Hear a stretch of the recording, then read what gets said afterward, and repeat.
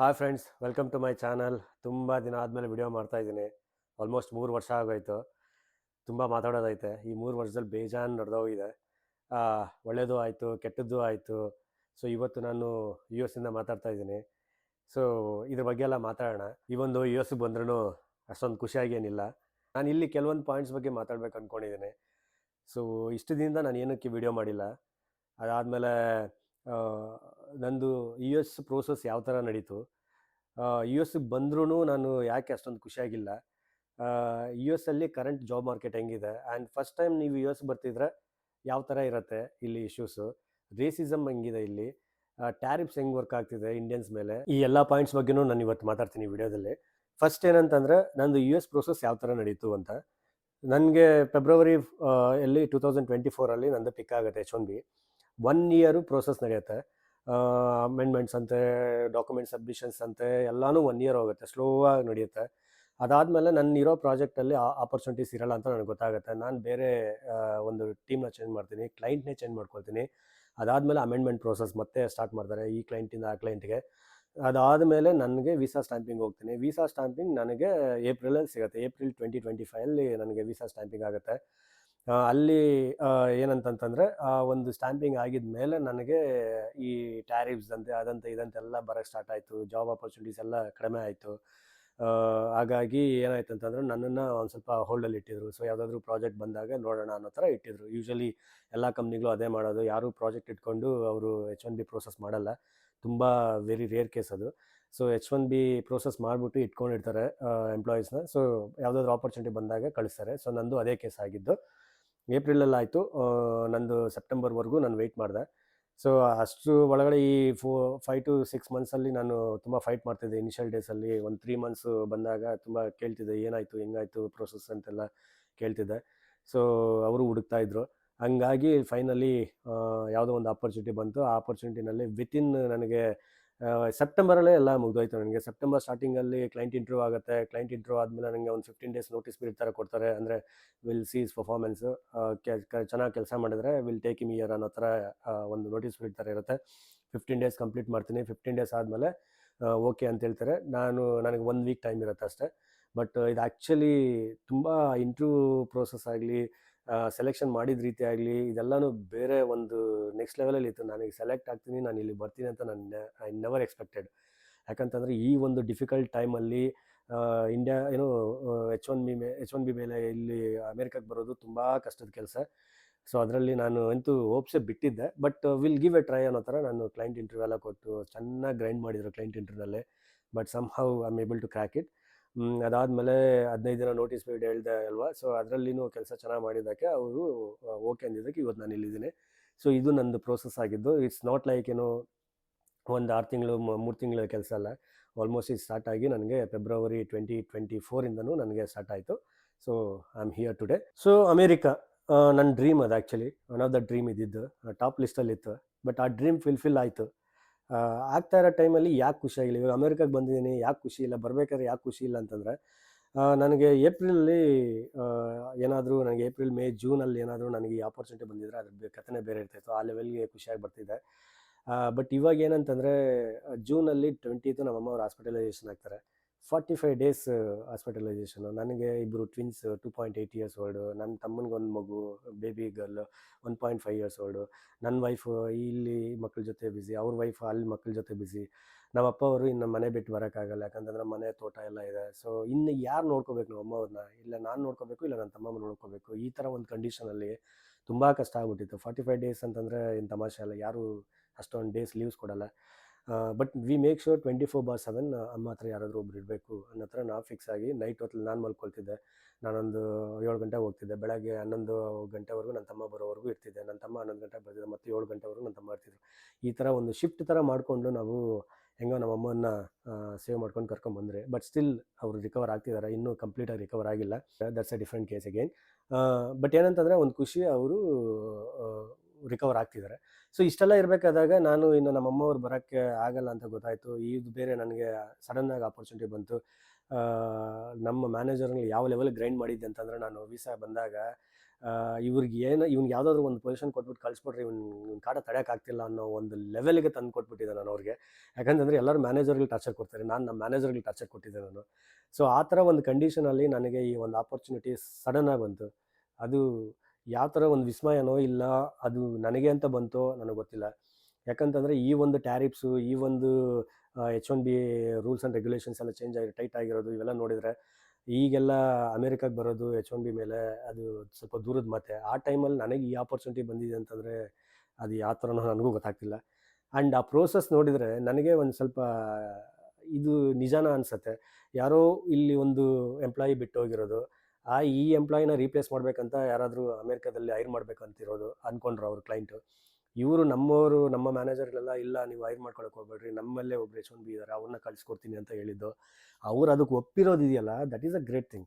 ಅದು ಒಪ್ಕೊಂಡು ನನ್ನನ್ನು ಇಂಟ್ರ್ಯೂ ಮಾಡಿ, ಆ ಇಂಟ್ರ್ಯೂನ ನಾನು ಕ್ರ್ಯಾಕ್ ಮಾಡಿದ್ದೀನಲ್ಲ, ಐ ನೆವರ್ ಎಕ್ಸ್ಪೆಕ್ಟೆಡ್. ಬಿಕಾಸ್ ತುಂಬ ಗ್ರೈಂಡ್ ಮಾಡಿದರು. ಬಟ್ ಏನೋ ಸೆಲೆಕ್ಟ್ ಆಗಿ, ಮತ್ತು ಆ ಸೆಲೆಕ್ಟ್ ಆದಮೇಲೂ ಖುಷಿ ಇಲ್ಲ. ಅಗೇನ್ 15 days ನೋಟಿಸ್ ಬಿಡ್ತಾರೆ, ನೋಡೋಣ ಅವ್ರು ಹೆಂಗೆ ವರ್ಕ್ ಮಾಡ್ತಾರೋ ನೋಡೋಣ, ಚೆನ್ನಾಗಿ ವರ್ಕ್ ಮಾಡಿ ನಮ್ಗೆ ಇಷ್ಟ ಆದರೆ will get him year, if not ಬೇಡ ಅನ್ನೋ ಥರ ಅವರು ಡಿಸೈಡ್ ಆಗಿಬಿಟ್ಟಿದ್ರು. ಆ 15 ದಿನ ನಾನು ಪರ್ಫಾರ್ಮೆನ್ಸ್ ಚೆನ್ನಾಗಿ ಮಾಡಿರೋದ್ರಿಂದ ಇವತ್ತು ನಾನು ಇಲ್ಲಿದ್ದೀನಿ. ಇಷ್ಟೆಲ್ಲ ಆದ್ರೂ ಇಷ್ಟೆಲ್ಲ ಪ್ರೋಸೆಸ್ ಆಯಿತು. ಬಟ್ ಆ ಪ್ರೋಸೆಸ್ಸಲ್ಲೂ ನನಗೆ ಕಷ್ಟ ಅನ್ನೋದೇನಿರಲಿಲ್ಲ. ಬಟ್ ಕಷ್ಟ ಏನೋದೇನಂತಂದರೆ ಬಿಟ್ಟು ಬರ್ತಾ ಇದ್ನಲ್ಲ, ಈಗ ಅಮ್ಮನ್ನ ಬಿಟ್ಟು ಬರೋದು, ಆ ಒಂದು ಕಂಡೀಷನಲ್ಲಿ ಎಲ್ಲನೂ ತಮ್ಮನಿಗೆ ಕೊಟ್ಟು ಏನೋ ಜವಾಬ್ದಾರಿ ಕೊಟ್ಬಿಟ್ಟು ಬರೋದು, ಅದು ನನಗೆ ತುಂಬ ಕಷ್ಟ ಆಯಿತು. ಯಾಕಂತಂದರೆ ನನ್ನ ಮಕ್ಕಳು ಬಿಟ್ಟು ಬರೋದು ನನಗೆ ತುಂಬ ಕಷ್ಟ. ಎಷ್ಟೋ ಸರಿ ನನ್ನ ಮಕ್ಕಳಿಗೆ ಯಾವ ಲೆವೆಲ್ಗೆ ಅಟ್ಯಾಚ್ ಆಗಿದೆ ಅಂತಂದರೆ, ಒಂದು ಎಕ್ಸಾಂಪಲ್ ಕೊಡ್ತೀನಿ. ಈವನ್ ಸ್ಟ್ಯಾಂಡಪ್ ಮೀಟಿಂಗ್ಸಲ್ಲೂ ಅಷ್ಟೇ, ನನ್ನ ಮಕ್ಕಳೇನಾದರೂ ಕೆಳಗಡೆ ಅಳ್ಳಕ್ಕೆ ಸ್ಟಾರ್ಟ್ ಮಾಡಿದರೆ ಐಲ್ ಬಿ ಬ್ಯಾಕ್ ಅಂತ ಹೇಳ್ಬಿಟ್ಟು ಒಂದು 5-10 ನಿಮಿಷ ಬಂದು ಅವ್ರನ್ನ ಸಮಾಧಾನ ಮಾಡ್ಬಿಟ್ಟು ನಾನು ಹೋಗಿ ಮತ್ತು ನನ್ನ ಅಪ್ಡೇಟ್ಸ್ ಇರೋದಾಗಲಿ ಎಲ್ಲ ಮಾಡ್ತಿದ್ದೆ ನಾನು. ಆ ಥರ ಈವನ್ ಮೀಟಿಂಗ್ಸ್ ಕೂಡ ನಾನು ಸ್ಕಿಪ್ ಮಾಡಿ ಬರ್ತಿದ್ದೆ.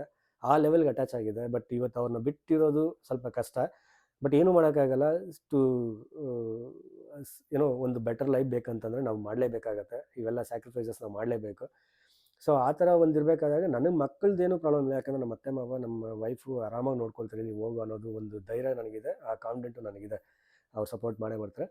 ಸೊ ಆ ಥರ ಇರಬೇಕಾದಾಗೂ ನನಗೆ ಇಲ್ಲಿ ಬಂದಿರೋದು ಒಂದು ಅಷ್ಟು ಖುಷಿ ಇಲ್ಲ ಅಂತಂದರೆ, ಸೊ ಇವೆಲ್ಲ ಅಮ್ಮನ್ನ ಆ ಥರ ಒಂದು ಪೊಸಿಷನಲ್ಲಿ ಬಿಟ್ಟು ಬರೋದು ನನಗೆ ಇಷ್ಟ ಇರಲಿಲ್ಲ. ಅದೊಂದೇ, ಅದು ಬಿಟ್ಟರೆ ಇನ್ನೇನಿಲ್ಲ. ಇನ್ನು 3 years ಆಯಿತು ನಾನು ಯೂಟ್ಯೂಬಲ್ಲಿ ವಿಡಿಯೋ ಮಾಡಿ, ಫುಲ್ ಫ್ಲೆಜ್ ವಿಡಿಯೋ ಮಾಡಿ. 3 years ಯಾಕೆ ಮಾಡಿಲ್ಲ ಅಂತಂದರೆ, ನಮಗೆ ಸ್ಕ್ಯಾನ್ ಮಾಡಿದಾಗ ಗೊತ್ತಾಗತ್ತೆ 2022 ನಾನು ಡಿಸೆಂಬರಲ್ಲಿ ನಿಮಗೆ ಲಾಸ್ಟ್ ವಿಡಿಯೋ ಹಾಕಿರೋದು. ಅದು ಬಂದ್ಬಿಟ್ಟು ನನ್ನ ವೈಫ್ಗೆ ಶ್ರೀಮಂತಕ್ಕೆ ಸ್ಯಾರಿ ಪರ್ಚೇಸ್ ಮಾಡಬೇಕಾದಾಗ ತುಂಬ ಇಂಟ್ರೆಸ್ಟಿಂಗ್ ಅನಿಸ್ತು. ಅದು ಒಂದು ಏನೋ ಸ್ಯಾರಿ ಶಾಪ್ ಅದು. ಆವಾಗ ನಾನು ಒಂದು ವಿಡಿಯೋ ಮಾಡಿದ್ದೆ, ಆ ವಿಡಿಯೋನ ಅಪ್ಲೋಡ್ ಮಾಡಿದ್ದೆ. ಒಳ್ಳೆ ರೆಸ್ಪಾನ್ಸು ಬಂತು ನನಗೆ. ಬಟ್ ಅದೇ ಲಾಸ್ಟು. ಆವಾಗ ನಮಗೆ ಟ್ವಿನ್ಸ್ ಅಂತ ಗೊತ್ತಾಗಿರತ್ತಲ್ಲ, ಸೊ ನನಗೆ ಡಿಸೈಡ್ ಮಾಡಿಬಿಟ್ಟಿದ್ದೆ. ಆಫೀಸು ನಾನು ಹೊಸ ಕಂಪ್ನಿ ಚೇಂಜ್ ಮಾಡಿದ್ದೆ ನಾನು, ಪ್ಲಸ್ ಟ್ವಿನ್ಸ್ ಬೇರೆ. ನಾನೇನಾದರೂ ಯೂಟ್ಯೂಬ್ಗೆ ಆವಾಗ ಒಂದು ಸ್ವಲ್ಪ ಟೈಮ್ ಕೊಟ್ಟಿದ್ದರೆ ನಾನು ಕಾಂಪ್ರಮೈಸ್ ಆಗಬೇಕು, ಇಲ್ಲ ಕೆಲಸ ಕಾಂಪ್ರಮೈಸ್ ಆಗಬೇಕು, ಇಲ್ಲ ನನ್ನ ಮಕ್ಕಳಗೆ ಕೊಡೋ ಟೈಮ್ ನಾನು ಕಾಂಪ್ರಮೈಸ್ ಆಗಬೇಕಾಗಿದ್ದು. ಅದರಿಂದನೇ ಒಂದು ಸ್ವಲ್ಪ ದಿನ ಬೇಡ ಅಂತ ಹೇಳ್ಬಿಟ್ಟು ನಾನು ಯೂಟ್ಯೂಬ್ನ ನಿಲ್ಲಿಸ್ಬಿಟ್ಟಿದ್ದೆ. ಸ್ವಲ್ಪ ದಿನ ಅಂದ್ಕೊಂಡಿದ್ದೆ, ಬಟ್ ಅದು ತುಂಬ ದಿನನೇ ಆಗೋಯ್ತು, ಆಲ್ಮೋಸ್ಟ್ 3 years. ಇವತ್ತು ನನ್ನ ಮಕ್ಕಳಿಗೆ 2.8 years ಅವ್ರಿಗೆ. ಅದನ್ನು ಬಿಟ್ಟರೆ ಬೇರೆ ಏನು ರೀಸನ್ ಇಲ್ಲ. ಅವ್ರಿಗೆ ಸ್ವಲ್ಪ ಟೈಮ್ ಕೊಡಬೇಕು. ನೋಡಿರಿ, ಇವಾಗ ಅವ್ರನ್ನ ಮಿಸ್ ಮಾಡ್ಕೊಳ್ತಾ ಇದ್ದೀನಿ. ಬಟ್ ಅಟ್ಲೀಸ್ಟ್ ಅವ್ರ ಹತ್ರ ಒಂದು ಸ್ಪೆಂಡ್ ಮಾಡಿರೋ ಟೈಮ್ ಇದೆಯಲ್ಲ, ಅದು ಮೋಸ್ಟ್ ವ್ಯಾಲ್ಯುಬಲ್ ಟೈಮ್. ಯಾಕಂದರೆ ಆ ಟೈಮ್ ಯಾವತ್ತೂ ಸಿಗಲ್ಲ ನಮಗೆ. ಅವ್ರು ಯಾಕಂದರೆ ನಮ್ಮ ಕಣ್ಮುಂದೆನೇ ಬೆಳೆದ್ಬಿಡ್ತಾರೆ ಅವರು. ಸೊ ಅವ್ರೇನಾದರೂ ಸ್ಕೂಲ್ಗೆ ಹೋಗೋ ಸ್ಟಾರ್ಟ್ ಮಾಡಿದಾಗ ಅದು ಹೆಂಗೆ ಟೈಮ್ ಹೋಗುತ್ತಂತಲೇ ಗೊತ್ತಿಲ್ಲ. ಸ್ಕೂಲ್ಗೆ ಹೋಗೋ ಟೈಮ್ವರೆಗೂ ಏನಿರುತ್ತೋ that is most valuable time. ಎಲ್ಲರಿಗೂ ನಾನು ಕೇಳೋದಾದರೆ, ಆ ಟೈಮ್ನ ಆದಷ್ಟು ನಿಮ್ಮ ಕೈಯಲ್ಲಾದಷ್ಟು ತುಂಬ ಮಕ್ಕಳಿಗೆ ಕೊಡ್ರಿ. ಯಾಕಂದರೆ ಆ ಗೋಲ್ಡನ್ ಡೇಸ್ ಮತ್ತೆ ವಾಪಸ್ ಬರೋಲ್ಲ ನಿಮಗೆ. ಮಕ್ಕಳು ದೊಡ್ಡವರಾದಮೇಲೆ ಅವ್ರದ್ದೇ ಒಂದು ಜವಾಬ್ದಾರಿ, ಅವ್ರ ಪಾಡಿಗೆ ಅವ್ರು ಹೊರಟೋಗ್ತಾರೆ. ಅದು ನನಗೆ ಆಲ್ರೆಡಿ ಎಕ್ಸ್ಪೀರಿಯೆನ್ಸ್ ಇರೋರು ಹೇಳಿದ್ರಿಂದ ಎಲ್ಲನೂ ನಾನು ಬಿಟ್ಬಿಟ್ಟು ಅದ್ರ ಬಗ್ಗೆ ಮಾತ್ರ ನಾನು ಫೋಕಸ್ ಮಾಡಿದ್ದೆ. ಮಕ್ಕಳಿಗೆ ಟೈಮ್ ಕೊಡೋದು, ಮಕ್ಕಳನ್ನ ಅವ್ರ ಜೊತೆ ಸ್ಪೆಂಡ್ ಮಾಡೋದು, ಒಂಥರ ಸ್ಟ್ರೆಸ್ ಬಸ್ಟರ್ ಥರ ನನಗೆ. ಯಾವಾಗಾದರೂ ಹೆವಿ ವರ್ಕ್ ಪ್ರೆಷರ್ ಆಗಿ ನನಗೇನು ಬ್ರೈನೇ ಓಡ್ತಿಲ್ಲ ಅಂತಂತಂದರೆ ಆರಾಮಾಗಿ ಹೋಗ್ಬಿಟ್ಟು ಒಂದು ಅರ್ಧ ಗಂಟೆ ಅವ್ರ ಜೊತೆ ಕೂತ್ಕೊಂಡು, ಅವ್ರು ಮಲ್ಕೊಂಡು, ಅವ್ರು ನಮ್ಮ ಮೇಲೆಲ್ಲ ಓಡಾಡ್ತಾ ಇದ್ದಾಗ ಒಂಥರ ಥೆರಪಿ ಥರ ಆಗ್ಬಿಡುತ್ತೆ ನನಗೆ. ಆಮೇಲೆ ನೆಕ್ಸ್ಟ್ ಬಂದಾಗ ಫ್ರೆಶ್ ಮೈಂಡಲ್ಲಿ ಬರ್ತಿದ್ದೆ ನಾನು. ಸೊ ಇದರಿಂದ ನಾನು ಯಾವುದಕ್ಕೂ ನಾನು ಬೇರೆ ಅದಕ್ಕೆ ಟೈಮ್ ಕೊಡಿದ್ರೆ ಮಕ್ಕಳಿಗೆ ಟೈಮ್ ಕೊಡಬೇಕಂತ ಹೇಳ್ಬಿಟ್ಟು ನಾನು ಯೂಟ್ಯೂಬ್ನ ಸ್ಟಾಪ್ ಮಾಡಿದ್ದಷ್ಟೇ. ಅದು ಬೇರೆ ಏನು ರೀಸನ್ ಇಲ್ಲ. ನೆಕ್ಸ್ಟು US ಅಲ್ಲಿ ಫಸ್ಟ್ ಬಂದಾಗ, ಇನ್ ಕೇಸ್ ನಿಮ್ಗೆ ಏನಾದರೂ ಯಾರು ಫ್ರೆಂಡ್ಸ್ ಇಲ್ಲ ಅಂತಂದರೆ ತುಂಬ ಕಷ್ಟ ಇಲ್ಲಿ. ಎಸ್ಪೆಷಲಿ ನನಗೆ ಫ್ರೆಂಡ್ ಇದ್ದುಕೊಂಡೇ ಸ್ವಲ್ಪ ಕಷ್ಟ ಆಗ್ತಿದೆ ನನಗೆ. ಯಾಕಂತಂದರೆ ಫ್ರೆಂಡ್ ಸ್ವಲ್ಪ ದೂರ ಇದ್ದಾನೆ, ಅವನ ಹತ್ರ ಸ್ವಲ್ಪ ಏನೋ ವೆಹಿಕಲ್ ಇಲ್ಲ. ಇಲ್ಲಿ ಕಾರ್ ಇಲ್ಲದೆ ಇದ್ದರೆ ನಮ್ಮ ಲೈಫ್ ಹೆಂಗಿರುತ್ತೆ ಅಂತಂದರೆ, ಒಂದು ಸೆಂಟ್ರಲ್ ಜೈಲಲ್ಲಿ VIP ಟ್ರೀಟ್ಮೆಂಟ್ ಕೊಟ್ಟಂಗೆ ಇರುತ್ತೆ. ಇವಾಗ ನನ್ನ ಲೈಫ್ ಹಂಗೆ ಆಗಿರೋದು. ಸೊ ಪ್ರತಿಯೊಂದಕ್ಕೂ ನಮಗೆ ಕಾರ್ ಬೇಕೇ ಬೇಕಾಗತ್ತೆ. ಕಾರ್ ಬೇಕಂತಂದರೆ ಫಸ್ಟ್ ಡ್ರೈವಿಂಗ್ ಲೈಸೆನ್ಸ್ ಬೇಕು. ಡ್ರೈವಿಂಗ್ ಲೈಸೆನ್ಸ್ ಬೇಕಂದರೆ ಫಸ್ಟ್ SSN ಬೇಕು. ಇದು ಪ್ರೋಸೆಸ್ ಇರೋದ್ರಿಂದ ನಾನು ವೆಯ್ಟ್ ಮಾಡಲೇಬೇಕು ಬರೋವರೆಗೂ. ಸೊ ಹಿಂಗಿರೋದ್ರಿಂದ ನಾವು ಎಲ್ಲೇ ಹೋಗ್ಬೇಕಂದ್ರೂ ಇಲ್ಲಿ ಪ್ರಾಬ್ಲಮ್ ಏನಂತಂದರೆ, ನಮ್ಗೆ ಯಾವುದೂ ಇವಾಗ ಬೆಂಗಳೂರಲ್ಲಿ ನೋಡ್ರಿ, ನೆಕ್ಸ್ಟ್ ರೋಡ್ ಅಂತಂದರೆ ವಾಕಬಲ್ ಡಿಸ್ಟೆನ್ಸಲ್ಲಿ ನಮ್ಗೆ ಎಲ್ಲನೂ ಸಿಗ್ಬಿಡತ್ತೆ. ಬಟ್ ಇಲ್ಲೊಂದು ಗ್ರಾಸರಿ ಶಾಪ್ಗೆ ಹೋಗ್ಬೇಕಾದ್ರೂ ನಾವು ಒಂದಷ್ಟು ಕಿಲೋಮೀಟ್ರ್ಗಳಂತ ಹೋಗಬೇಕು. ಸೊ ಇನ್ನು ಊಬರ್ ತೊಗೊಂಡ್ರೆ ಏನಿಲ್ಲ, ನಮ್ಮೂರಲ್ಲಿ ಒಂದು ಎಕರೆ ಜಮೀನು ಮಾರಬೇಕು ಇಲ್ಲಿರೋ ಊಬರ್ನ ಪೇ ಮಾಡಬೇಕಂದ್ರೆ. ಇಲ್ಲೆಲ್ಲ 20 ಕಿಲೋಮೀಟ್ರ್ ನಾನು ಊಬರ್ಲ್ಲಿ ಓಡಾಡಿದರೆ ಇಂಡಿಯನ್ ಕರೆನ್ಸಿ ಕನ್ವರ್ಟ್ ಮಾಡಿದರೆ ಒಂದು 8,000 9,000 ಚಾರ್ಜ್ ಮಾಡ್ತಾರೆ. ಎಷ್ಟು ಸಾರಿ ಅಂತ ನಾನು ಆಚೆ ಹೋದಾಗೆಲ್ಲ ಊಬರ್ ತೊಗೊಂಡು ಹೋಗೋಕ್ಕೆ ಎಷ್ಟು 8,000 ನಾನು ಕಟ್ಟಬೇಕಾಗತ್ತೆ. ಸೊ ನಾನು ಒಂದು 20 ಕಿಲೋಮೀಟ್ರ್ ಬಂದಾಗ 8,800 ಕಟ್ಟಾಯಿತು ನನಗೆ. ಸೊ ಅದಕ್ಕೆ ನೆಸೆಸಿಟಿ ಇದ್ದರೆ ಮಾತ್ರ, ಈಗ ನೋಡಿ SSN ಹೋಗಲೇಬೇಕಿತ್ತು ನಾನು. ಹೋಗ್ಬೇಕಾದ್ರೆ ಊಬರ್ ಮಾಡ್ಕೊಂಡೋದೆ, ಬರಬೇಕಾದ್ರೆ ಊಬರ್ ಮಾಡ್ಕೊಂಡೋದೆ. ಅದೇ ಥರ ಗ್ರಾಸರಿಗೆ ನನಗೆ ಒಂದು 2 ಕಿಲೋಮೀಟರ್ಸ್ ಅಲ್ವಾ, ಸೊ ವಾಕಬಲ್ ಹೋದೆ, ನನಗೂ ಒಂದು ಸ್ವಲ್ಪ ಎಕ್ಸ್ಪ್ಲೋರ್ ಮಾಡೋಣ ಅಂತ. But walking on street is kind of danger ಅಂತಲೇ ಹೇಳ್ಬೋದು ಇಲ್ಲಿ. ಯಾಕಂತಂದರೆ ಯಾರೂ ವಾಕ್ ಮಾಡಲ್ಲ ಇಲ್ಲಿ, ಎಲ್ಲನೂ ಬರೀ ಕಾರುಗಳಿರ್ತವೆ. ಯಾರನ್ನು ಈ ಹೋಮ್ಲೆಸ್ ಪೀಪಲ್ ಎಲ್ಲ ಬಂದಾಗ ಸ್ವಲ್ಪ ಕಿರಿಕಿರಿ ಆಗುತ್ತೆ. ಸೊ ಅದು ಬಿಟ್ಟರೆ ಇನ್ನೇನು ಆಚೆ ಹೋಗಂಗಿಲ್ಲ. ಅದನ್ನೇ ಹೇಳೋದು, ಆಚೆ ಹೋಗಂಗಿಲ್ಲ, ಎಕ್ಸ್ಪ್ಲೋರ್ ಮಾಡೋಂಗಿಲ್ಲ. ಬಿಕಾಸ್ ನಾನು ಬಂದ್ಬಿಟ್ಟು ಹೋಟ್ಲಲ್ಲಿ ಔಟ್ಸ್ಕರ್ಟಲ್ಲಿರೋದು, it's not even city centre. So outskirt ಅಂತಂದಮೇಲೆ ಇನ್ನೆಲ್ಲೂ ಹೋಗೋಕ್ಕಾಗುತ್ತೆ, ನಾವು ಹೋಟ್ಲಲ್ಲೇ ಇರಬೇಕು. ಅದ್ರ ಜೊತೆಗೆ ವರ್ಕ್ ಪ್ರೆಷರ್ ಬೇರೆ ಇರುತ್ತೆ. ಆ ವರ್ಕ್ ಪ್ರೆಷರ್ ಬಿಟ್ಟಾಕಿ ಇಲ್ಲಿ ನಾವು ಫಸ್ಟ್ ಆನ್ ಬೋರ್ಡಿಂಗ್ ಆಗ್ತಿದ್ದೀರಂತಂದರೆ, ರಿಲೊಕೇಶನ್ ಆಗ್ತಿದ್ದೀರಂತಂದರೆ US ಗೆ ತುಂಬ ಇರುತ್ತೆ. SSN ಅಂತೆ, I-94 ಅಂತೆ, ಮತ್ತು SSN ಆದಮೇಲೆ ಬ್ಯಾಂಕ್ ಅಕೌಂಟ್ಗಳಂತೆ, ಆಮೇಲೆ ಇದು HR ಪ್ರೋಸೆಸ್ಗಳಂತೆ, ಅಪ್ಡೇಟ್ಗಳಂತೆ, ಅಡ್ರೆಸ್ ಅಪ್ಡೇಷನು, ಅದು ಇದು ಫೋನ್ ನಂಬರ್ ಎಲ್ಲನೂ ಕಿರಿಕಿರಿ. ಈ ಕಡೆ ಆಫೀಸ್ ಕಡೆಯಿಂದ ಇದೆಲ್ಲ ಮಾಡಬೇಕು, ಈ ಕಡೆ ಕ್ಲೈಂಟ್ ಕಡೆಯಿಂದ ವರ್ಕ್ ಎಲ್ಲ ಮಾಡಬೇಕು. ಆ್ಯಂಡ್ ಟಾಪ್ ಆಫ್ ದಟ್ ಈ ರೂಮ್ ಬುಕ್ಕಿಂಗ್ಸು, ಯಾಕಂದರೆ ನಾನು 2ನೇ ರೂಮ್ ಇದು ಬುಕ್ ಮಾಡಿದ್ದು. ಆ ರೂಮಲ್ಲಿ ನನಗೆ ಅಷ್ಟೊಂದು ಅಡ್ಜಸ್ಟ್ ಆಗಿಲ್ಲ ಅಂತ ಹೇಳ್ಬಿಟ್ಟು ಅಲ್ಲಿಂದ ಇಲ್ಲಿಗೆ ಲಗೇಜ್ ತೊಗೊಂಬರೋದು, ಇಲ್ಲೆಲ್ಲ ಸೆಟಲ್ ಡೌನ್ ಆಗೋದು, ನಮ್ಮ ಅಡುಗೆನ ನಾವೇ ಮಾಡ್ಕೊಳ್ಳೋದು, ಆ ಗ್ರಾಸರೀಸ್ ತರೋಕ್ಕೆ ಕಿಲೋಮೀಟ್ರ್ಗಟ್ಟಲೆ ಹೋಗಿ ಬರೋದು. ಸೊ ಇದೆಲ್ಲ ಸ್ವಲ್ಪ ಏನಂತಂದರೆ ಗಜಿಬಿಜಿ. ನಿಮ್ಗೆ ಯಾರಾದರೂ ಸಪೋರ್ಟ್ ಇದ್ದು ಅವ್ರ ಹತ್ರ ವೆಹಿಕಲ್ ಇದ್ದರೆ ಏನೂ ಆಗಲ್ಲ, ಆರಾಮಾಗಿ ಎಲ್ಲನೂ ನಡೆಯುತ್ತೆ. ಟೈಮ್ ನಿಮ್ಗೆ ಏನು ಬೇಕು ಎಲ್ಲ ಸಿಗುತ್ತೆ. ನೀವೆಲ್ಲಾದರೂ ಆಚೆ ಹೋಗ್ಬೇಕಾದ್ರೆ ಅವ್ರು ಫ್ರೀ ಆಗಿದ್ದಾಗ ಎಲ್ಲನೂ ವರ್ಕೌಟ್ ಆಗುತ್ತೆ. ಯಾರಾದರೂ ಫ್ರೆಂಡ್ಸ್ ಇದ್ದರೆ, ಅವ್ನಿಗೇನಾದರೂ ವೆಹಿಕಲ್ ಇದ್ದರೆ ತುಂಬ ಈಸಿಯಾಗಿ ಹೊರಟೋಗುತ್ತೆ. ಇಲ್ಲ ಅಂತಂದರೆ ತುಂಬ ಕಷ್ಟ ಇರುತ್ತೆ, ಅದಂತೂ guarantee. At least for 1.5 to 2 months till you get the DL and car. ನಿಮ್ಗೆ ಓನ್ ಕಾರ್ ಬರೋವರೆಗೂ ತುಂಬ ಕಷ್ಟ ಇರುತ್ತೆ ಇಲ್ಲಿ. ಸೊ ಕರೆಂಟ್ ಜಾಬ್ ಮಾರ್ಕೆಟ್ ಹೆಂಗಿದೆ ಅಂತ US ಹೇಳೋದಾದರೆ, ನಾನು ಮೊನ್ನೆ SSNಗೆ ಹೋದಾಗ ಇಬ್ಬರು ಇಂಡಿಯನ್ ಸ್ಟೂಡೆಂಟ್ಸ್ನ ಮೀಟ್ ಮಾಡಿದೆ. ಇಬ್ಬರು ಆಂಧ್ರವರು. ಅವರು ಒಬ್ಬರಲ್ಲಿ SSN ಮಾಡಿಸ್ಕೊಳಕ್ಕೆ ಬಂದಿದ್ದರು. 7 ಜನ ಇದ್ದಾರಂತೆ ಮನೆಯಲ್ಲಿ. ಸೊ 7 ಜನನೂ ಆಂಧ್ರವರೇ. ಸೊ 7 ಜನನೂ BTECಲ್ಲಿ ಒಂದೇ ಕಾಲೇಜಲ್ಲಿ ಗ್ರ್ಯಾಜುಯೇಟ್ ಆಗಿ, ಮತ್ತು ಇಲ್ಲಿ ಬಂದು MS ಮಾಡೋದಕ್ಕೆ ಒಂದೊಂದು ಸಿಟಿನಲ್ಲಿ ಒಬ್ಬೊಬ್ಬರು ಎಸ್ಟಾಬ್ಲಿಷ್ ಆಗಿ ಏನೋ ಮಾಸ್ಟರ್ಸ್ ಮಾಡಿಕೊಂಡು, ನೆಕ್ಸ್ಟ್ ಎಲ್ಲ ಮಾಸ್ಟರ್ಸ್ ಕಂಪ್ಲೀಟ್ ಆದಮೇಲೆ ಒಂದೇ ಏರಿಯಾದಲ್ಲಿ ಒಂದೇ ಮನೆಯಲ್ಲಿ 7 ಜನನೂ ಬಂದು ಸ್ಟೇ ಆಗಿದ್ದಾರಂತೆ. ಸೊ ಅವರು ಒಂದಿಬ್ಬರು ಬಂದಿದ್ದರು. ಅವ್ರನ್ನ ಕೇಳಿದಾಗ ಜಾಬ್ ಮಾರ್ಕೆಟ್ ಅಂತೂ ವಾಸ್ಟ್ ಇದೆ ಈಗ ಅಂತ ಅದನ್ನೇ ಹೇಳಿದರು ಅವರು. ಅಟ್ಲೀಸ್ಟ್ ಫಾರ್ ನನಗೇನು ಅನ್ಸುತ್ತೆ ಅಂತಂದರೆ, ಫ್ರೆಷರ್ಸ್ಗೆ ವರ್ಸ್ಟ್, ಅದಂತೂ ಹೇಳೋಂಗಿಲ್ಲ. ಬಟ್ ಎಕ್ಸ್ಪೀರಿಯನ್ಸ್ ಅವ್ರಿಗೆ ಓಕೆ. ಬಟ್ ಏನಂತಂದರೆ ಮೊದಲ ಥರ ಇಲ್ಲ. ಸೊ ತುಂಬ ಲಿಮಿಟೆಡ್ ಇದೆ.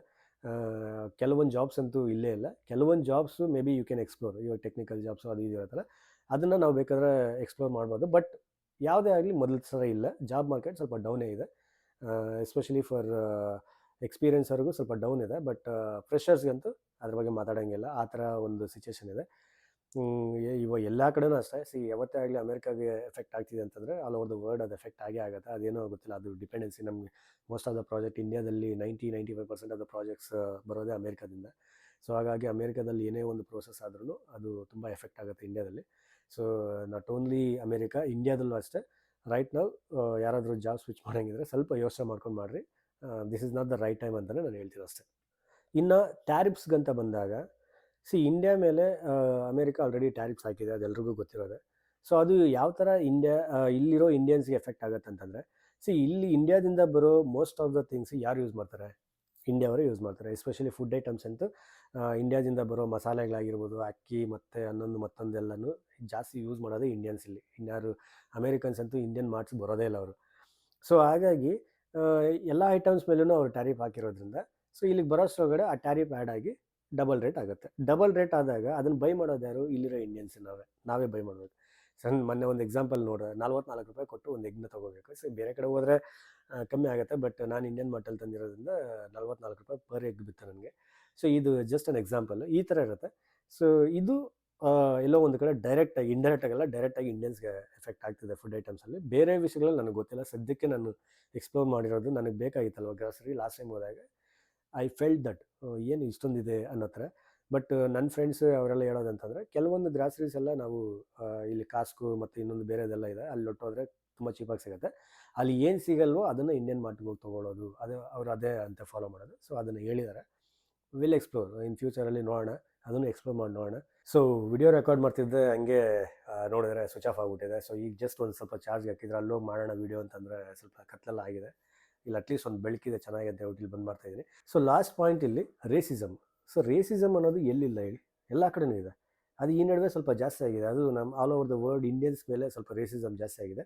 ಒಂದು ಎಕ್ಸಾಂಪಲ್ ತೊಗೊಳ್ಳಿ, ಇವಾಗ ನಮ್ಮ ಸೌತ್ ಇಂಡಿಯಾ ನಾರ್ತ್ ಇಂಡಿಯಾ ಅಂತ ಏನಿದೆ, ಸೌತ್ ಇಂಡಿಯಾ ಅವ್ರು ನಾರ್ತ್ ಇಂಡಿಯಾಗೆ ಬಂದರೆ, ನಾರ್ತ್ ಇಂಡಿಯಾ ಅವ್ರು ಸೌತ್ ಇಂಡಿಯಾಗೆ ಹೋದ್ರಾಗೆ ಅಲ್ಲೇ ರೇಸಿಸಮ್ ಇದೆ ಸ್ವಲ್ಪ, ಆಯಿತಾ. ಒಂದು ಎಕ್ಸಾಂಪಲ್ ಕೊಡ್ಬೇಕಂತಂದರೆ, ಇವಾಗ ಬೆಂಗಳೂರಿಗೆ ನಾರ್ತಿಗಳೆಲ್ಲ ಬರ್ತಿರ್ತಾರೆ, ನಮಗೆಲ್ಲೋ ಒಂದು ಕಡೆ ಅವರು ನಮ್ಮ ಜಾಬ್ಗಳನ್ನ ಹೊಡ್ಕೊಳ್ತಿದ್ದಾರೆ, ಇಲ್ಲ ನಮಗೆ ಒಂದು ಸ್ವಲ್ಪ ಕಷ್ಟ ಆಗ್ತಿದೆ ಇಲ್ಲಿ ಜಾಬ್ ತೊಗೊಳೋದು ಬಿಕಾಸ್ ಆಫ್ ದೆಮ್ ಅನ್ನೋದು ನಮಗೊಂದಿರುತ್ತೆ.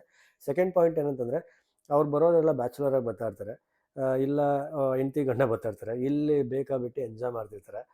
ನಾವೆಲ್ಲ ಫ್ಯಾಮಿಲಿಗಳು ಅಪ್ಪ ಅಮ್ಮನ ಜೊತೆ ಎಲ್ಲನೂ ಇರ್ತೀರಿ, ನಮ್ಗೆ ಆ ಫ್ರೀಡಮ್ ಇರೋಲ್ಲ. ಸೊ ಅವ್ರಿಗೆ ಆ ಫ್ರೀಡಮ್ ಇರುತ್ತೆ. ಅವಾಗ ಎಲ್ಲೋ ಒಂದು ಕಡೆ ನೋಡಿದಾಗ ನನ್ನ ಮಕ್ಳು ಹೆಂಗೆ ಎಂಜಾಯ್ ಮಾಡ್ತಿದ್ದಾರೆ ಅನ್ನೋ ಥರ ನಮಗೂ ಒಂದು ಫೀಲ್ ಇರುತ್ತೆ. ಸೇಮ್ ಇದು ಇಲ್ಲೂ ಅಷ್ಟೇ ಇರೋದು. ಬಟ್ ಏನಂತಂದರೆ ಅಲ್ಲಿ ಸ್ವಲ್ಪ ಹಿಂದಿ ಏರಿಕೆ ಎಲ್ಲ ಮಾಡೋದು, ಹಿಂದಿ ದಬ್ಬಾಳಿಕೆ ಮಾಡೋದು ಇವೆಲ್ಲ ಮಾಡ್ತಿದ್ರು, ಅದಕ್ಕೆ ನಮ್ಗೆ ಉರಿತಾಯಿತ್ತು, ನಾವು ರಿಯಾಕ್ಟ್ ಆಗ್ತಿದ್ರಿ. ಬಟ್ ಇಲ್ಲಿ ಆ ಥರ ಏನಿಲ್ಲ. ಬಟ್ ಏನಂತಂದರೆ ಬೇರೆ ಥರ ಇದೆ. ಈಗ ಏನಂತಂದರೆ ಅವ್ರದ್ದು ಆಲ್ರೆಡಿ ಇನ್ಸೆಕ್ಯೂರ್ ಫೀಲ್ ಆಗ್ತಿರ್ತಾರೆ, ನಮ್ಮ ಜಾಬ್ಲೆಲ್ಲ ಹೊಡ್ಕೊಂಡು ನೋಡೋ ಅವ್ರ ಲೈಫ್ ಸ್ಟೈಲ್ ಹೆಂಗಿದೆ. ಯಾಕಂತಂದರೆ ಎಷ್ಟೋ ಜನ ಹೋಮ್ಲೆಸ್ ಆಗಿರ್ತಾರೆ ಇಲ್ಲಿ. ಸೊ ನಾವೆಲ್ಲ ಇಲ್ಲಿ ಬಂದ್ಬಿಟ್ಟು ಒಳ್ಳೆ ಜಾಬ್ಸ್ ತೊಗೊಂಡು ಒಳ್ಳೆ ಮನೆಗೆ ತೊಗೊಂಡು ಒಳ್ಳೆ ಕಾರ್ಗಳಾಗಿ ಓಡಾಡ್ತಾ ಇದ್ದಾಗ ಡೆಫಿನೆಟ್ಲಿ ಅವ್ರಿಗೆ ಒಂದು ಸ್ವಲ್ಪ ಒಂದು ಫೀಲಲ್ಲಿ ಇರ್ತಾರೆ. ಆ ಟೈಮಲ್ಲಿ ಬಂದಾಗ ಈಟ್ ಆಫ್ ದ ಮೂಮೆಂಟ್ ಬಂದಾಗ ಅವ್ರು ಮಾತಾಡ್ತಾರೆ, ನಾವು ಮಾತಾಡಿದಾಗ ಸೈಲೆಂಟಾಗಿ ಹೋಗ್ತಾ ಇರಬೇಕು, ಇದು ನಮ್ಮ ಒಂದು ಪ್ಲೇಸ್ ಅಲ್ಲ ಅಂತ ಹೇಳ್ಬಿಟ್ಟು. ನೀವು ಇಲ್ಲ ಇಲ್ಲಿನೂ ನಾನು ಹಂಗೆ ಇರ್ತೀನಿ, ನಮ್ಮೂರಲ್ಲಿ ಇದ್ದಂಗೆ ನಾನು ಇರ್ತೀನಿ ಅಂತಂದರೆ ಅವೆಲ್ಲ ಆಗಲ್ಲ. ಎಲ್ಲನೂ ಬಿಟ್ಟು ಬರ್ಬೇಕು ಇಲ್ಲಿ. ಯಾಕಂತಂದರೆ ಬೇರೆ ಕಂಟ್ರಿಗೆ ಬರ್ತಾ ಇದ್ದಾರೆ ಅಂತಂದರೆ ಒಂದು ಅರ್ಥ ಮಾಡ್ಕೋಬೇಕಾಗಿರೋದು, ನಾವು no more Manjunath, no more ಇನ್ನೊಬ್ರು ಮತ್ತೊಬ್ರು. ನಿನ್ನ ಹೆಸರು ಯಾವನಿಗೂ ಗೊತ್ತಾಗಲ್ಲ. ಆ್ಯಸ್ ಅನ್ ಇಂಡಿಯನ್ ಅಂತಾರೆ, ನಿನ್ನ ಇಂಡಿಯನ್ಸ್ ಹಿಂಗೆ ಮಾಡಿದರು ಅಂತಾರೆ ಹೊರತು. So you are representing your country. ಅಂದರೆ ನೀವು ನಿಮ್ಮ ಕಂಟ್ರಿನ ರೆಪ್ರೆಸೆಂಟ್ ಮಾಡಬೇಕಂದಾಗ ಕೆಲವೊಂದು civic sense, common sense, at least civic sense ಇಲ್ಲದ್ರೆ ಬೇಸಿಕ್ ಕಾಮನ್ ಸೆನ್ಸ್ನ ಇಟ್ಕೊಂಬರ್ಬೇಕಾಗುತ್ತೆ ನಾವು. ಇಲ್ಲ ಅಂತಂದರೆ ನಾನು ಊರಲ್ಲಿ ಇದ್ದಂಗೆ ಇರ್ತೀನಿ ಅಂತಂದರೆ ನಿಮ್ಮ ಮರ್ಯಾದೆ ಹೋಗಲ್ಲ, ಇಂಡಿಯಾ ಮರ್ಯಾದೆ ಹೋಗುತ್ತೆ ಇಲ್ಲಿ. ಸೊ ಇದೇ ಆಗ್ತಿರೋದು ನಮ್ಮ ಇಂಡಿಯನ್ಸ್. ಇಲ್ಲಿ ಕೆಲವ್ರು ಇದ್ದಾರಲ್ಲ, ಯಾವ ಲೆವೆಲ್ಗೆ ಅಂತಂದರೆ ಮಾರ್ಟ್ಗೆ ಹೋಗ್ತಾರೆ, ಪರ್ಚೇಸ್ ಮಾಡ್ಕೊಂಬರ್ತಾರೆ, ಅರ್ಧ ಅಮೌಂಟ್ ಕಟ್ತಾರೆ, ಅರ್ಧ ಅಮೌಂಟ್ ಕಳ್ತನ ಮಾಡ್ಕೊಂಡು ಬರ್ತಾ ಇರ್ತಾರೆ. ಅಲ್ಲಿ ಪೊಲೀಸರು ಬರೋದು, ಅವ್ರನ್ನ ವಿಡಿಯೋ ಮಾಡೋದು, ಅದನ್ನು ವೈರಲ್ ಮಾಡೋದು, ಎಲ್ಲ ನೋಡಿದವ್ರಿಗೆಲ್ಲ ಎಂಟೈರ್ ವರ್ಲ್ಡಲ್ಲೆಲ್ಲ ಇಂಡಿಯನ್ಸ್ ಅಂದರೆ ಈ ಥರ ಅಂತ ಮಾಡೋದು. ಯಾರೋ ಒಬ್ಬರು ಮಾಡಿರೋದಕ್ಕೆ ಎಂಟೈರ್ ಇಂಡಿಯನ್ಸ್ ಮೇಲೆ ಏಟ್ರೇಟ್ ಸ್ಟಾರ್ಟ್ ಆಗೋದು. ಅದೇ ಥರ ಚೈಲ್ಡ್ ಅಬ್ಯೂಸ್ ಕೇಸ್ಗಳು, ಚೈಲ್ಡ್ ಸೆಕ್ಷುವಲ್ ಅಬ್ಯೂಸ್ ಕೇಸ್ಗಳು, 13 ವರ್ಷ 14 ವರ್ಷದ ಹುಡುಗಿರ ಮೇಲೆ ಹೋಗೋದು, ಸೆಕ್ಷುವಲ್ ಅಟೆಂಪ್ಟ್ ಮಾಡೋದು. ಯಾರು ತಾನೇ ಸುಮ್ಮನೆ ಇರ್ತಾರೆ? ಇವಾಗ ನಮ್ಮ ಫ್ಯಾಮಿಲಿಗಳಲ್ಲಿ ಯಾವನಾದ್ರೂ ಹಂಗೆ ಮಾಡಿದ್ರೆ ನಾವು ಬಿಡ್ತೀರಾ? ಬಿಡಲ್ಲ ತಾನೆ. ಬಟ್ ಬೇರೆ ಅವ್ರು ಹೆಂಗೆ ಬಿಡ್ತಾರೆ? ಸಿಟಿಸನ್ಸ್ ಅವರು. ನೀವು ಎಲ್ಲಿಂದನೋ ಬಂದ್ಬಿಟ್ಟು ಆ ಥರ ಮಾಡಬೇಕಾದಾಗ ಅವ್ರು ಹೆಂಗೆ ಬಿಡ್ತಾರೆ? ಅದನ್ನು ವಿಡಿಯೋಸ್ ಮಾಡಿ ಅದನ್ನು ಡೆಫಿನೆಟ್ಲಿ ಬಿಡ್ತಾರೆ. ಆವಾಗ ನೋಡಿದರೆ ನಮ್ಮ ಇಂಡಿಯನ್ಸ್ ಮರ್ಯಾದೆ ಹೋಗೋದು. ಯಾವನೋ ಒಬ್ಬನೋ ಇಬ್ಬರೋ ಮಾಡ್ತಾರೆ ಕೆಲಸಗಳಿಗೆ, ಎಂಟೈರ್ ಇಂಡಿಯನ್ಸ್ನೇ ಇಲ್ಲಿ ಏಟ್ರೇಟಾಗಿ ಸ್ಟಾರ್ಟ್ ಆಗೋದು ಬಿಕಾಸ್ ಆಫ್ ದೀಸ್ ಗೈಸ್, ಆಯಿತಾ. ಏಟ್ರೇಟ್ ಇರುತ್ತೆ, ಇಲ್ಲ ಅಂತಲ್ಲ, ಬಟ್ ಅದನ್ನು ಜಾಸ್ತಿ ಮಾಡ್ತಾ ಇರೋದು ಇವರೇ, ನಮ್ಮವರೇ, ಆಯಿತಾ. ಸೊ ಇದೊಂದು ಮಾತ್ರ ನಾನು ಹೇಳ್ಪಟ್ಟೆ. ಅದಕ್ಕೊಂದು ಬೆಸ್ಟ್ ಎಕ್ಸಾಂಪಲ್ ಹೇಳ್ತೀನಿ ಕೇಳ್ರಿ. 5 years ಬ್ಯಾಕ್ ನಾನು ಬಾಲಿಗೆ ಹೋಗಿದ್ದೆ. ಬಾಲಿಗೆ ಹೋದಾಗ ಒಂದು ಗ್ಯಾಂಗ್ ಇರುತ್ತಲ್ವ, ಈ 40 years ಇಂದ 50 years ಈ ಏಜ್ ಗ್ರೂಪಲ್ಲಿ ಮಕ್ಕಳಿರ್ತಾರೆ, ಮದುವೆ ಆಗಿರ್ತದೆ. ಇವ್ರದ್ದೊಂದು ಗ್ಯಾಂಗ್ ಏನು ಮಾಡ್ತಾರೆ, ಗ್ಯಾಂಗ್ಗೆ ಬಂದ್ಬಿಡೋದು ಬಾಲಿಗೆ, ಆಯಿತಾ. ಒಂದು 15 ಜನ 20 ಜನ ಇರ್ತಾರೆ, ಬಂದ್ಬಿಡೋದು. ಮೇಯ್ನ್ ಹೋಗೋದೆ ಈ ಗ್ಯಾಂಗು ಬಾಲಿಗೆ ಇಲ್ಲ ಥಾಯ್ಲ್ಯಾಂಡ್ಗೆ. ಅದು ಬಿಟ್ಟರೆ ಬೇರೆ 90% ಆಫ್ ದ ಗ್ಯಾಂಗ್ಸ್ ಹೋಗೋದೆ ಅಲ್ಲಿಗೆ. ಬರ್ತಾರೆ, ಬಂದ್ಬಿಟ್ಟು ಏನು ಸುಮ್ಮನೆ ಇರ್ತಾರೆ, ಸರಿಯಾಗಿ ಒಂದು ಸ್ವಲ್ಪ ಎಣ್ಣೆ ಹಾಕ್ಕೊಂಡಿರ್ತಾರೆ. ಎಣ್ಣೆ ಹಾಕ್ಕೊಂಡು ಆ ಕಾಮನ್ ಸೆನ್ಸ್ಗಳೇ ಇರಲ್ಲ. ನಿಮ್ಮ ಅರ್ಥ ಮಾಡ್ಕೊಳ್ರಿ ಹೆಂಗೆ ಸೆಗ್ರಿಗೇಟ್ ಮಾಡಿದಾರೆ ಅಲ್ಲಿ ಅಂತಂದರೆ ನಮಗೆ ಅಸಹ್ಯ ಆಯಿತು. ನಮಗೆ ಆ್ಯಕ್ಚುಲಿ ಆ್ಯಸ್ ಅನ್ ಇಂಡಿಯನ್ ನಮಗೆ ಅಸಹ್ಯ ಆಯಿತು. ಸೊ ಏನಿದು ನಮ್ಗೆ ಈ ಥರ ಬೋಟ್ ಕೊಟ್ಟಿದ್ದಾರಂತೆ, ಒಳ್ಳೆ ಬೋಟು, ಸ್ಪೀಡ್ ಬೋಟು. ಅದರಲ್ಲಿ ಯಾರು ಇದ್ದಾರೆ ಗೊತ್ತಾ? ನೆದರ್ಲ್ಯಾಂಡ್ಸ್ ಅವರು, US ಅವರು, UK ಅವರು, ಜರ್ಮನಿ ಅವರು, ಈ ಥರ ಒಳ್ಳೆ ಕಂಟ್ರಿ ಬಂದಿರೋ, ಫ್ರಾನ್ಸ್ ಅವರು, ಈ ಥರವ್ರಿಗೆಲ್ಲ ಒಂದು ಬೋಟು. ಅದು ಸ್ಪೀಡ್ ಬೋಟು. ನಮ್ಗೆ ಹೆಂಗಿತ್ತು ಗೊತ್ತಾ? ತುಕಾಲಿ ಬೋಟು. ನಮ್ಮ ತುಕಾಲಿ ಬೋಟಲ್ಲಿ ಯಾರ್ಯಾರಿದ್ರು ಗೊತ್ತಾ? ಇಂಡಿಯನ್ಸು, ಪಾಕಿಸ್ತಾನವರು, ಶ್ರೀಲಂಕಾವರು, ಬಾಂಗ್ಲಾದೇಶದವರು, ಇವರು ನಮ್ಮ ಇದರಲ್ಲಿ. ಅಂದರೆ ಅಲ್ಲೇ ಅರ್ಥ ಮಾಡ್ಕೊಂಡು ಅಲ್ಲೇ ಸೆಗ್ರಿಗೇಟು. ಆಲ್ರೆಡಿ ನಮ್ಗೆ ಗೊತ್ತಾಗುತ್ತೆ, ಸೊ ಎಂಥ ತುಕಾಲಿ ಬೋಟ್ ಕೊಟ್ಟವರಪ್ಪ, ಈ ಲೆವೆಲ್ಗೆ ಮಾಡಿದ್ದಾರೆ ಅಂತ ನಾವು ಬೈಕೊಳ್ತಾ ಇದ್ರೆ, ಅಟ್ ದ ಸೇಮ್ ಟೈಮ್ ಅದು ರಿಸಲ್ಟ್ ಯಾಕೆ ಹಂಗೆ ಮಾಡಿದ್ದಾರೆ ಅಂತ ನಮ್ಗೆ ಅವಾಗಲೇ ಅರ್ಥ ಆಗೋಯ್ತು. ಹುಡುಗಿರು ಪಾಪ ಡ್ಯಾನ್ಸ್ ಮಾಡ್ತಿದ್ರೆ ಈ ನಮ್ಮ ಇಂಡಿಯನ್ಸ್ ಈ ಅಂಕಲ್ ಬ್ಯಾಚಿಗೆ ಇರ್ತಾರಲ್ಲ ಹೋಗೋದು ಹಿಂಗೆ ನೋಟುಗಳೆಲ್ಲ ಇದು ಮಾಡೋದು, ಅವ್ರ ಜೊತೆಲಿ ಹೋಗೋದು, ಅವ್ರ ಕೈ ಹಿಡ್ಕೊಳ್ಳೋದು, ಡ್ಯಾನ್ಸ್ ಮಾಡೋದು. ಸಿ ಅಲ್ಟಿಮೇಟ್ಲಿ ಮರ್ಯಾದೆನೇ ತೆಗಿತಾ ಇದ್ದಾರೆ ಅವರು. ನನ್ಗೆ ಅವಾಗ ಅರ್ಥ ಆಯಿತು ಇವ್ರು ಏನಕ್ಕೆ ಈ ಥರ ಸೆಗ್ರಿಗೇಟ್ ಮಾಡಿದ್ದಾರೆ ಅಂತ. ಎಲ್ಲಿ ಹೋದ್ರೂ ಅಷ್ಟೇ ಈ ಕೆಲವೊಂದು ಬ್ಯಾಚ್ಗಳ ಬಗ್ಗೆ ನಾನು ಮಾತಾಡ್ತಾ ಇದ್ದೀನಿ, ಎಲ್ಲರೂ ಮಾತಾಡ್ತಾ ಇಲ್ಲ. ಸಿವಿಕ್ ಸೆನ್ಸು, ಕಾಮನ್ ಸೆನ್ಸು, ಯಾವ ಸೆನ್ಸುಗಳು ಇರಲ್ಲ ಇವರಿಗೆ. ಅವ್ರು ಆಡಿದ್ದೇ ಆಟ. ಒಂದು ಏನೋ ಬಂದ್ಬಿಟ್ಟಿದ್ದೀನಿ, ಎಲ್ಲೋ ಬಂದ್ಬಿಟ್ಟಿದ್ದೀನಿ ಅಂತ ಹೇಳ್ಬಿಟ್ಟು ಏನೇನೋ ಮಾಡೋಕ್ಕೆ ಹೋಗಿ ಲಾಸ್ಟ್ಗೆ ಇಂಡಿಯನ್ ಅಂತ ಒಂದು ಹೆಸರು ಬಂದು ಓವರಾಲ್ ಇಂಡಿಯನ್ಸ್ಗೆ ಕೆಟ್ಟ ಹೆಸರು ಬರ್ತಿದೆ. ನಾನು ರಿಕ್ವೆಸ್ಟ್ ಮಾಡ್ಕೊಳ್ಳೋದು ಒಂದೇ, ಜಸ್ಟ್ ಬಿಕಾಸ್ ನಿಮ್ಮ ಹತ್ರ ದುಡ್ಡಿದೆ ಅಂತ ಹೇಳ್ಬಿಟ್ಟು ಯಾವ ಕಂಟ್ರಿಗೆ ಅಂದರೆ ಆ ಕಂಟ್ರಿಗೆ ಹೋಗ್ಬಿಟ್ಟು ನಿಮ್ಮ ಇಷ್ಟ ಬಂದಂಗೆಲ್ಲ ಬಿಹೇವ್ ಮಾಡಿ ದಯವಿಟ್ಟು ಇಂಡಿಯಾ ನೇಮ್ನ ಹಾಳು ಮಾಡೋಕ್ಕೆ ಹೋಗ್ಬೇಡ್ರಿ. ಸೊ ನೀವು ಮಾಡ್ತಾ ಇರೋ ಒಂದು ಈ ಕೆಲಸಗಳಿಂದ ಎಂಟೈರ್ ಇಂಡಿಯನ್ಸ್ಗೆ ಏನೋ ಕೆಟ್ಟ ಹೆಸರು ಬರ್ತಿದೆ. ನಿಮಗೆ ಅಲ್ಲಿ ಹೋದರೆ ಒಂದು ರೂಲ್ಸ್ ಆ್ಯಂಡ್ ರೆಗ್ಯುಲೇಷನ್ಸ್ ಅಂತಿರುತ್ತೆ, ಹೋಗಬೇಕು, ನೋಡಿಕೊಂಡು ಆ ರೂಲ್ಸ್ನ ಫಾಲೋ ಮಾಡ್ಕೊಂಡು ಬರೋಂಗಿದ್ರೆ ಬನ್ನಿ, ಇಲ್ಲದಿದ್ದರೆ ದಯವಿಟ್ಟು ಹೋಗಲೇಬೇಡ್ರಿ. ಇದನ್ನು ಮಾತ್ರ ನಾನು ಹೇಳ್ತೀನಿ. ರೇಸಿಸಮ್ ಅನ್ನೋದು ಎಲ್ಲ ಕಡೆನೂ ಇರುತ್ತೆ, ಏನು ಮಾಡೋಕ್ಕಾಗಲ್ಲ. We have to live with that ಅಷ್ಟೇ. ಸೊ ಇನ್ನು ಮುಂದೆ ವೀಡಿಯೋಸ್ ಬರ್ತಾ ಇರುತ್ತೆ, but actually I am planning something different. ಏನಂತಂದರೆ ಒಂದು ಡೈಲಿ ವ್ಲಾಗ್ಸ್ ಥರ ಸ್ಟಾರ್ಟ್ ಮಾಡೋಣ. ಎವ್ರಿ ಆಲ್ಟರ್ನೇಟಿವ್ ಡೇ ಏನಾದರೂ ಒಂದು ವಿಡಿಯೋ ಆಗಬೇಕು, ಆ 2 ಡೇಸಲ್ಲಿ ಏನೇನಾಯಿತು ಅಂತ. ಅದ್ರ ಜೊತೆಗೆ ಹೆಂಗೆ ಪ್ರೊಡಕ್ಟಿವ್ ಆಗಿರಬೇಕು ಅಂದರೆ ನಾನು ಯಾವ ಥರ ಪ್ರೊಡಕ್ಟಿವ್ ಆಗಿ ಮಾಡಿದೆ, ಅಟ್ ದ ಸೇಮ್ ಟೈಮ್ ಒಂದು ಮೋಟಿವೇಶ್ನಲ್ ಥರನೂ ಇರಬೇಕು. ಸೊ ಏನೋ ಒಂದು ನನ್ನ ಒಂದು ವಿಡಿಯೋದಿಂದ ಒಂದು 1% ಯಾರಿಗಾದರೂ ಕಲಿಯೋಕ್ಕಿದ್ರೂ ನನಗೆ ಭಾರಿ ಖುಷಿ ಆಗುತ್ತೆ. ಸೊ ಈ ಥರ ಒಂದು ಪ್ಲ್ಯಾನ್ ಮಾಡ್ತಾಯಿದ್ದೀನಿ, daily vlog, motivational plus productive. So ಈ 3 ಕಂಬೈನ್ ಮಾಡಿ ಒಂದು ವಿಡಿಯೋಸ್ ಸೀರೀಸ್ ಥರ ಸ್ಟಾರ್ಟ್ ಮಾಡೋಣ ಅಂತ ಪ್ಲ್ಯಾನ್ ಮಾಡ್ತಾಯಿದ್ದೀನಿ. ಅದು ಸ್ಟಿಲ್ ಇನ್ ಪ್ರೋಗ್ರೆಸ್ಸಲ್ಲಿದೆ. ಸೊ ಬಟ್ ಡೆಫಿನೆಟ್ಲಿ ಅದು ಒಂದು ವರ್ಕೌಟ್ ಮಾಡಿ I will come up with some good videos ಅಂತಲೇ ಹೇಳ್ತಾ ಇದ್ದೀನಿ. ಸೊ ಯಾರಿಗಾದ್ರೂ ಇಂಟ್ರೆಸ್ಟ್ ಇದ್ದರೆ ಸಬ್ಸ್ಕ್ರೈಬ್ ಮಾಡ್ಕೊಳ್ರಿ. ಅದೇ ಥರ ನನ್ನ ವಿಡಿಯೋ ಇಷ್ಟ ಆದ್ರೂ ಲೈಕ್ ಮಾಡಿ, ಇಷ್ಟ ಆಗಲಿಲ್ಲ ಅಂತಂದ್ರೆ ಡಿಸ್ಲೈಕ್ ಮಾಡಿ. I am open to take both the negatives and positives. ನೋಡೋಣ, ಇನ್ ಕೇಸ್ ಏನಾದರೂ ಇಂಪ್ರೂವ್ಮೆಂಟ್ ಇದ್ದರೆ ಡೆಫಿನೆಟ್ಲಿ ವೈ ನಾಟ್ ಒಂದು ಅಡ್ಯಾಪ್ಟ್ ಮಾಡೋಣ. ಏನಾದರೂ ಇಂಪ್ರೂವ್ಮೆಂಟ್ಸ್ ಇದ್ರೂ ಹೇಳಿ, ಈ ಥರ ಮಾಡಿರಿ, ಇವಾಗ ನಾನು ಈ ಥರ ಅಂದ್ಕೊಂಡಿದ್ದೀನಿ ವಿಡಿಯೋನ ಈ ಥರ ಮಾಡೋಣ ಅಂತ. ಬಟ್ ನಿಮ್ಗೇನಾದರೂ ಬೇರೆ ಥರ ಮಾಡಿ ಅಂತ ನಿಮ್ಗೇನಾದರೂ ಸಜೆಷನ್ ಇದ್ರೂ ಜಸ್ಟ್ ಕಮೆಂಟ್ ಮಾಡಿ, will think about it. So ಇಲ್ಲಿವರೆಗೂ ನೀವು ವಿಡಿಯೋ ನೋಡಿದ್ದೀರ ಅಂತಂದರೆ ನನ್ನ ವಿಡಿಯೋ ನಿಮ್ಗೆ ಇಷ್ಟ ಆಗಿರುತ್ತೆ ಅಂತ ಅಂದ್ಕೊಳ್ತೀನಿ. ಥ್ಯಾಂಕ್ ಯು ಸೋ ಮಚ್ ನೀವು ಇಲ್ಲಿವರೆಗೂ ನನ್ನ ವಿಡಿಯೋ ನೋಡಿದ್ದಕ್ಕೆ. ಇದೇ ಥರ ನನ್ನ ವಿಡಿಯೋ ನೋಡಿ ಸಪೋರ್ಟ್ ಮಾಡ್ತಾಯಿರ್ರಿ, ಒಳ್ಳೆ ವಿಡಿಯೋಸ್ ಬರ್ತಿದೆ. ಸೊ ಇಷ್ಟು ಹೇಳ್ತಾ ಈ ವಿಡಿಯೋನ ಇಲ್ಲಿಗೆ ಮುಗಿಸ್ತಾ ಇದ್ದೀನಿ. ನೆಕ್ಸ್ಟ್ ವಿಡಿಯೋದಲ್ಲಿ ಸಿಗೋಣ. ಬಾಯ್ ಬಾಯ್.